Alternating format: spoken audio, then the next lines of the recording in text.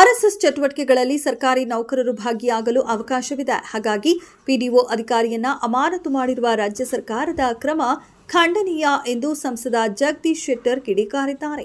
ಆರ್ಎಸ್ಎಸ್ನಲ್ಲಿ ಭಾಗಿಯಾಗಲು ಸರ್ಕಾರಿ ನೌಕರರಿಗೆ ಕೇಂದ್ರ ಸರ್ಕಾರವೇ ಅವಕಾಶ ನೀಡಿದೆ. ಆರ್ಎಸ್ಎಸ್ನಲ್ಲಿ ಭಾಗವಹಿಸಲು ರೂಲ್ಸ್ ಇದೆ.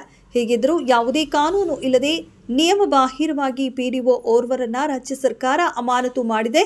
ಸರ್ಕಾರದ ಕ್ರಮ ಸರಿಯಲ್ಲ ಎಂದು ಹೇಳಿದರು.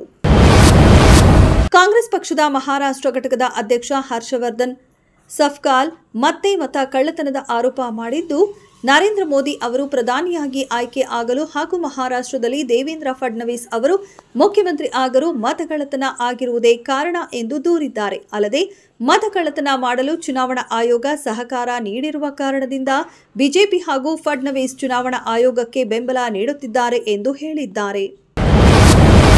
ಕರ್ನಾಟಕ ರಾಜ್ಯ ಸರ್ಕಾರವು ಖಾಸಗಿ ಸಂಘ ಸಂಸ್ಥೆಗಳು ಮತ್ತು ವ್ಯಕ್ತಿಗಳು ಸರ್ಕಾರಿ ಜಾಗ, ಮೈದಾನ, ಶಾಲಾ ಕಾಲೇಜು ಆವರಣ ಮತ್ತು ಇತರ ಸಾರ್ವಜನಿಕ ಆಸ್ತಿಗಳನ್ನು ಯಾವುದೇ ಕ್ರಮಗಳಿಗೆ ಬಳಸುವುದಕ್ಕೆ ಪೂರ್ವಾನುಮತಿ ಕಡ್ಡಾಯಗೊಳಿಸಿ ಅಧಿಕೃತ ಆದೇಶ ಹೊರಡಿಸಿದೆ.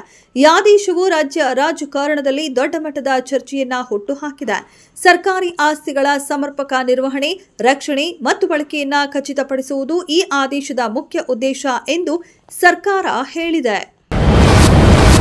ಮುಂಬರುವ ಬಿಹಾರ ವಿಧಾನಸಭಾ ಚುನಾವಣೆಗಾಗಿ ರಾಜ್ಯದಲ್ಲಿ ಹಣ ಸಂಗ್ರಹಿಸುವ ಕೆಲಸವನ್ನ ಕಾಂಗ್ರೆಸ್ ಸರ್ಕಾರದ ಸಚಿವರು ಮತ್ತು ಅಧಿಕಾರಿಗಳಿಗೆ ವಹಿಸಲಾಗಿದೆ ಎಂದು ವಿರೋಧ ಪಕ್ಷ ಬಿಜೆಪಿ ಆರೋಪಿಸಿದ್ದು, ಈ ಸಂಬಂಧ ಪುರಾವೆಗಳನ್ನು ಒದಗಿಸುವಂತೆ ಉಪಮುಖ್ಯಮಂತ್ರಿ ಡಿಕೆ ಶಿವಕುಮಾರ್ ಕೇಳಿದ್ದಾರೆ.